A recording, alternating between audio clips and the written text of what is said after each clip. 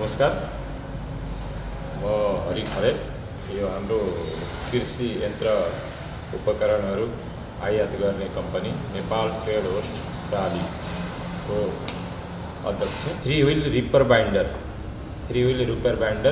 हामी नेपालमा यो बीसीएस कम्पनीको थ्री व्हील रिपर बाइन्डर भित्र आएका छौँ। यसमा अब हामी अहिलेसम्म 20-25 वटा त हाम्रो क्षेत्रमा हामी किसानहरूलाई बिक्री पनि गरिसकेका छौँ र उहाँहरू यसको प्रयोगबाट एकदम उत्साहित हुनुहुन्छ र यो मसिनको बारेमा सबैलाई जानकारी गराउने उद्देश्यले हामी आज यो बीसीएस कम्पनीको थ्री व्हील रिपर बाइन्डर लिएर आएका छौँ। बताउनुहोस् न यसको बारेमा।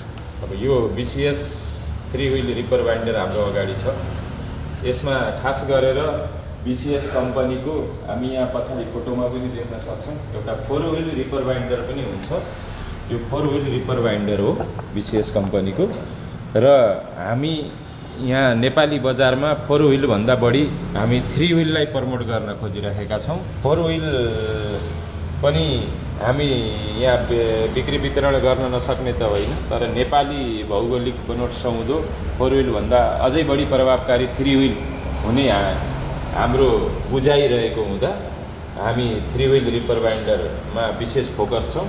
खास गरेर यो थ्री व्हील रिपर बाइन्डर नै हामी किन रोज्यौँ भन्दा हाम्रो नेपाली अब भौगोलिक अवस्था भनौँ, नेपाली खेतीबारीहरूको गराहरू विशेष गरेर खेती धान रोप्ने गहुँ लगाउने गराहरू सानो सानो आकारको हुने, इन्डियामा अथवा बाहिर जस्तो ठुलो ठुलो खेतीहरू नहुने सानो गरा हुने हुँदा र त्यो सानो गरामा घुम्नको लागि फोर व्हीलभन्दा बढी थ्री व्हील प्रभावकारी हुने हुँदा यो यसको टर्निङ रेडियस एकदमै कम छ। यो थ्री व्हील रिपर बाइन्डर यो चक्का जहाँ छ यही चक्का लक गरेर हामी पुरा घुमाउन सक्छौँ यो मसिनलाई। त्यसले गर्दाखेरि यसलाई घुम्नको लागि ठुलो एरिया चाहिएन, सानो गरामा पनि सहज रूपमा काट्ने र बान्ने रिपर बाइन्डर यसको नामैले सबैले बुझ्नुभयो होला। यो रिपर बाइन्डर भनेको चाहिँ खास गरेर काट्ने मेसिनहरू त सबै छन्, काट्ने सँगसँगै बान्ने मेसिनहरू कमै छन्। त्यस अन्तर्गत यो हामी बीसीएसको चिनारी नै खास गरेर बीसीएसको ब्याक रोटरी पावर टिलर बीसीएसको ब्याक रोटरी मिनी टिलर, अझ यसको भाषामा पावर विडर भन्ने गरिन्छ। बीसीएसको ब्याक रोटरी पावर विडर र बीसीएसको रिपर बाइन्डर, यिनी दुईटा मसिनबाट बीसीएस कम्पनी विश्व बजारमा परिचित छ। त्यस अन्तर्गत यो थ्री व्हील रिपर बाइन्डर भन्ने बित्तिकै काट्ने सँगसँगै बान्ने, काट्छ र सँगसँगै बान्छ। यसमा बान्नको लागि अगाडिको कटरले काटेको हामीले अब भिडियोमा पनि देख्न सक्छौँ।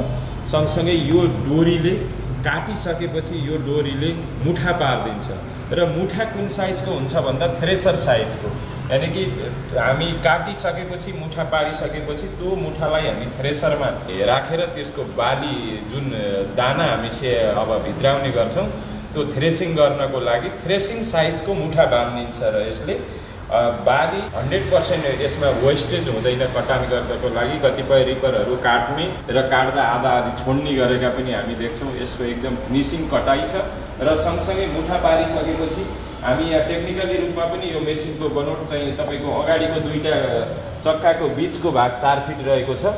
यो 4 फिट ग्यापमा यो हाम्रो पछाडिको चक्का रहेको छ, जुन अगाडिको जुन ठुलो चक्का छ त्यसको प्यारलली सिधा आएको छ। त्यसले गर्दा हामी काटिसकेको मुठा यसको यो चक्काबाट हाम्रो लेफ्ट साइडमा मुठा राखिदिन्छ। यसले गर्दाखेरि यसको टायरले कुच्ने सम्भावना हुँदैन वा बाली नोक्सान हुँदैन। त्यसले गर्दा यसले 1 घन्टामा हाम्रो यहाँको कट्ठाको हिसाबले कुरा गर्नुपर्दा 10 कट्ठा खेतको गहुँ अथवा धान काटेर सँगसँगै मुठा पनि पारिदिन्छ। यसले गर्दा हामीलाई नेपाली अब भनौँ कृषिमा अब यो एउटा कोसेढुङ्गा साबित हुन सक्छ, किनकि यसले समय र श्रम सँगसँगै अब तपाईँको भनौँ आर्थिक रूपमा पनि निकै फलदायी हुन्छ। यो 1 घन्टामा 10 कट्ठा खेतको अब तपाईँ आफै विचार गर्नुहोस्, काट्ने र मुठा पार्ने गर्दाखेरि कति खर्च लाग्थ्यो, त्यो कति समय लाग्थ्यो, त्यसमा खर्चको कुरा दोस्रो पार्ट भयो, समय कति लाग्थ्यो। यी सबै कुराले गर्दाखेरि 1 घन्टामा 10 कट्ठा खेतको काटेर बाँध्ने सम्मको काम गर्ने मसिन त्यो पनि डिजेल जम्मा तपाईको 1 लिटर 200 ml, यानी कि अब तपाईको 1.5 लिटर डिजल पनि यसमा खपत हुँदैन 1 घण्टामा। 10 कट्ठा खेतको लागि अब तपाईको 1 लिटर डिजलमै यसले 1 लिटर 200 ml डिजलमै काम गर्न सक्छ। त्यो कारणले गर्दा हाम्रो नेपालको लागि यो मसिन अत्यन्त उपयोगी भएको हुँदा हामीले खास गरेर अब यो गहुँको सिजन पनि आउँदैछ, हाम्रो 1 महिनापछि लगभग गहुँ काट्ने बेला आउँछ। त्यसको लागि आम किसानहरूले अब गहुँ खेती हुने ठाउँमा हामीले अब सुनिन्छ नेपाल सरकारले गहुँ काटिसकेपछि ठुलो हार्भेस्टरले काटेको ठाउँमा अब त्यहाँ डाँठमा आगो लगाएर वातावरण प्रदूषण भयो, सँगसँगै जैविक विविधता पनि नष्ट भयो, किनकि त्यहाँ किरा फटेङ्ग्राहरू हुने गर्थे, आगो लगाउँदाखेरि तिनी पनि मरे। त्यसले गर्दा हाम्रो चाहिँ जैविक विविधतामै थोरै हामीलाई समस्या परिरहेको छ। अब यस्तो कार्य गरेमा हामी कानुनी रूपमा कारबाही गर्ने पनि भनेर विभिन्न टाइममा नोटिसहरू निकालिरहेको हुन्छ। त्यसको लागि अति नै उपयोगी, काट्ने सँगसँगै बान्ने र थ्रेसिङ गरिसकेपछि त्यो भुस्सा जुन भुस्सा हुन्छ थ्रेसरबाट आउने त्यो गाई भैँसीलाई आहाराको रूपमा खुवाउन सकिने, यो कुनै चिज पनि वेस्टेज नजाने। अब तपाईँले यसबाट काट्दा अब अहिले यसलाई व्यावसायिक रूपमा पनि कतिपय हाम्रो किसान दाजुभाइहरूले अपनाइराख्नु भएको छ। 1 घण्टामा 10 कट्ठा खेतको काटेर मुठा पार्छ। उहाँले 1 घण्टाको 2200-2400 रुपियाँ पर आवर उहाँहरूले भाडा लिएर पनि यसको गहुँ काट्ने काममा उहाँहरू लागिराख्नु भएको छ र त्यसैबाट आफ्नो एउटा यही मसिन मार्फत आफ्नो आम्दानीको स्रोत बनाइराख्नु भएको छ। त्यो सबै कुराले गर्दा व्यावसायिक होस् या आफ्नो घरयासी होस्, दुवै प्रयोजनको लागि यो अति नै उपयोगी छ। सबै हिसाबले हाम्रो किसान दाजुभाइहरूले खरिद गर्न सक्ने, जस्तो ठुलो हार्भेस्टर किन्दा अहिले 50 लाख रुपियाँ खर्च गर्नुपर्ने हुन्छ, 50 लाख खर्च गरेर ठुलो हार्भेस्टर किन्नुपर्ने हुन्छ। आखिर काट्ने धान काट्ने गहुँ काट्ने हो। ठुलो हार्भेस्टरले हार्भेस्टिङ गर्दा भुसाहरू काम लाग्दैन, यानि कि काम लाग्यो भने पनि पछि स्टोर रिपर चलाउँदाखेरि तपाईँको 30% भुसा वेस्टेज गइराखेको हुन्छ। यसले 100% यसको भुसा सदुपयोग हुन्छ।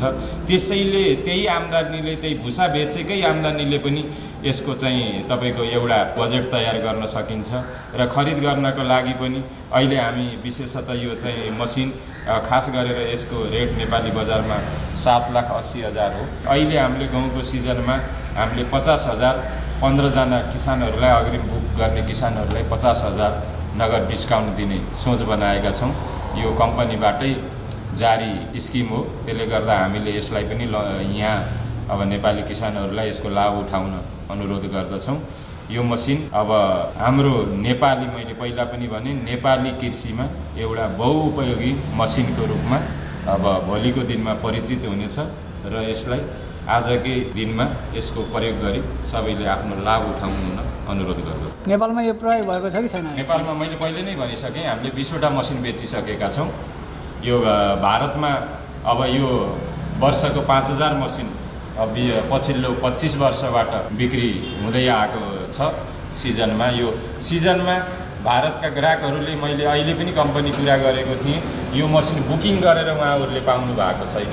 यो त्यति प्रचलित मोडल हो र त्यति खोजिने मसिन हो। त्यसले गर्दाखेरि हामी पनि यहाँ 20वटा मसिन हाम्रो क्षेत्रमा हामीले बिक्री वितरण गरिसकेका छौँ र निकै नै उहाँहरू यसबाट चाहिँ उत्साहित हुनुहुन्छ। यो मसिनबाट सबैजना खुसी हुनुहुन्छ। नेपाली, मैले अघि नै भने, नेपाली भौगोलिक बनोट सुहाउँदो, सानो एरियामा घुम्न सक्ने, फिनिसिङ एकदम बाली नोक्सान नगरिकन कटानी गर्ने र सँगसँगै मुठा पार्ने हुँदा अति नै सबै यसको प्रयोगबाट खुसी पनि हुन्छ। यो खरिद गर्न चाहिँ कहाँ सम्पर्क गर्न सकिन्छ? यसको खरिद गर्नको लागि हाम्रो नेपाल ट्रेड होस्ट प्राली कम्पनीको नाम रहेको छ। राजमार्ग चौडा, बुटोल स्थित राजमार्ग चौडामा यसको मुख्य कार्यालय रहेको छ। कम्पनीको ठेगानामा तपाईँले सम्पर्क गरेर बुकिङ गर्न सक्नुहुन्छ र डेलिभरीको लागि हामी 77 जिल्लामा हामी पुर्याउन सक्ने हामीले वाचा गर्दछौँ। जहाँको किसान भए पनि हामी उहाँकै ठाउँमा मसिन उपलब्ध गराइदिन्छौँ र त्यहीँ गएर यसको के हो त, यो मसिन कसरी चल्छ, यसको डेमोन्स्ट्रेसन पनि उहाँहरूलाई यो मसिनको प्रयोग गर्ने विधि पनि सिकाएर हामी आउँछौँ। यसको मैले भनिसकेँ, बुटोल स्थित राजमार्ग चौडामा मुख्य कार्यालय छ। कम्पनीको सम्पर्क नम्बर 071 437 648 रहेको छ र हाम्रो वेबसाइटमा पनि तपाईले इन्क्वायरी गर्न सक्नुहुन्छ वा चाहिँ अर्डर गर्न सक्नुहुन्छ www.nthagrizone.com हाम्रो वेबसाइट रहेको छ।